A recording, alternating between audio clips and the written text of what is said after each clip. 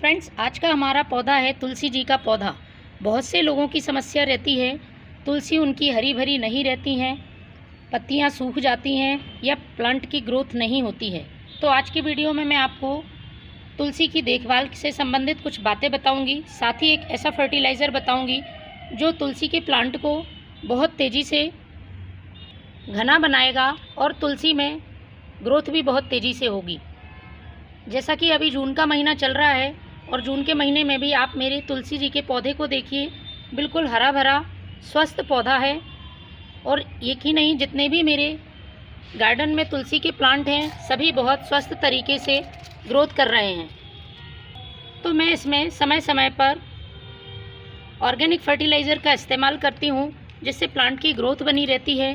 साथ में प्लांट में यदि किसी तरह के इंसेक्ट लगते हैं तो उनका ट्रीटमेंट भी मैं समय समय पर करती हूँ, क्योंकि तुलसी में सबसे बड़ी समस्या कीड़े लगने की होती है। यदि प्लांट में किसी तरह के कीड़े लगे हुए हैं तो तुलसी ग्रोथ नहीं करती है।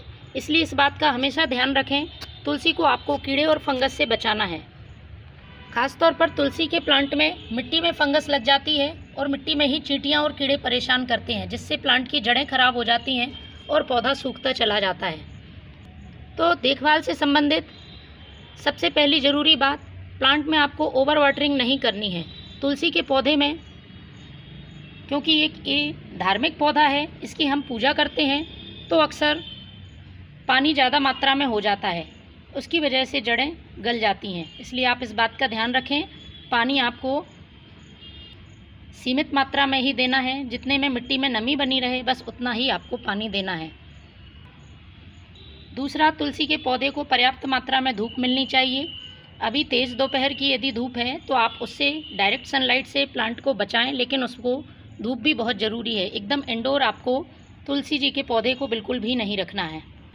तुलसी के जो बीज बनते हैं, जिन्हें कि हम मंजरी बोलते हैं, कुछ इस तरह से होते हैं, तो इनको आपको समय समय पर हटाते रहना है।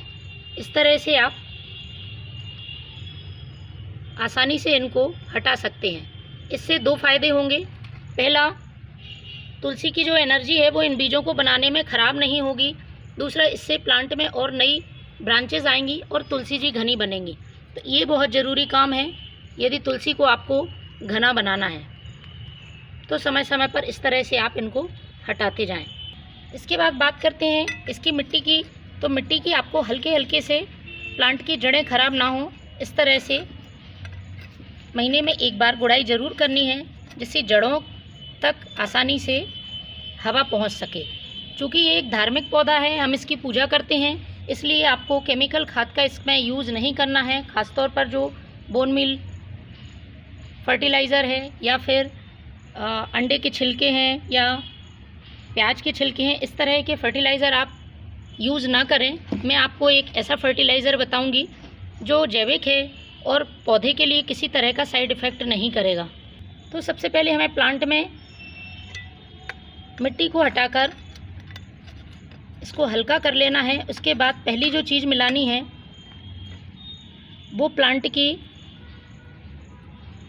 मिट्टी को इंसेक्ट से बचाएगी, चींटियों से रक्षा करेगी। क्योंकि हम जब तुलसी की पूजा करते हैं तो कई बार कोई भी मीठी चीज़, शक्कर वगैरह चढ़ा देते हैं, तो अक्सर आपने देखा होगा कि तुलसी प्लांट में चींटियाँ ज़्यादा परेशान करती हैं, उसकी वजह से प्लांट की ग्रोथ रुक जाती है। तो इसके लिए सबसे अच्छा उपाय है, आप प्लांट की सॉइल को थोड़ा सा हल्का करके उसमें से सारे खरपतवार और जो भी कचरा है, सूखी हुई पत्तियां हैं, वो हटा दें। उसके बाद आपको डालना है आधा चम्मच हल्दी पाउडर। हल्दी पाउडर चींटियों को बिल्कुल से दूर करता है और किसी तरह के इंसेक्ट हों तो वो भी ख़त्म होते हैं। इस तरह से आपको चारों तरफ हल्दी पाउडर डाल देना है और मिट्टी को अच्छी तरह से फैला देना है। इसके बाद अब मैं बात करूँगी फर्टिलाइज़र की। तो प्लांट के लिए ग्रोथ के लिए नाइट्रोजन की ज़रूरत होती है, तो हमें ऐसा फर्टिलाइज़र इस्तेमाल करना होगा जिसमें नाइट्रोजन पर्याप्त मात्रा में हो। तो इसके लिए आप 2 से 3 तरह के फर्टिलाइज़र यूज़ कर सकते हैं। वर्मी कंपोस्ट यूज़ कर सकते हैं, पुराने गोबर का खाद यूज़ कर सकते हैं। लेकिन आज मैं दूसरा फर्टिलाइज़र यूज़ कर रही हूँ, क्योंकि वो लिक्विड फर्टिलाइज़र है और प्लांट पर बहुत तेज़ी से असर करता है। तो चलिए हम उसको बनाते हैं। इसके लिए मैंने लिया है ये 1 लीटर पानी। 1 लीटर पानी में मैं डाल रही हूँ ये 1 चम्मच फ्रेश टी लीफ। इसमें नाइट्रोजन बहुत अच्छी मात्रा में होता है, इसलिए प्लांट की ग्रोथ बहुत अच्छी होती है।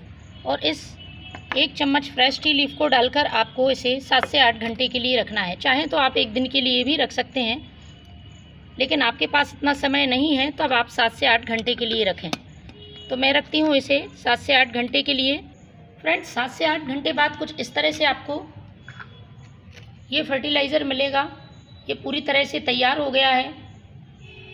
अब हमें इसको अपने सभी तुलसी के प्लांट्स पर यूज़ करना है। तो अब हमें इसे अपने प्लांट्स में डाल देना है। पॉट की साइज़ के हिसाब से आप डाल दें। इसी तरह से आप अपने सभी प्लांट्स में इसका यूज़ करें। तो फ्रेंड्स, आप एक बार यूज़ करके देखें, आपकी तुलसी कितनी भी सूख रही होगी दोबारा से हरी भरी और घनी बन जाएगी। Thank you.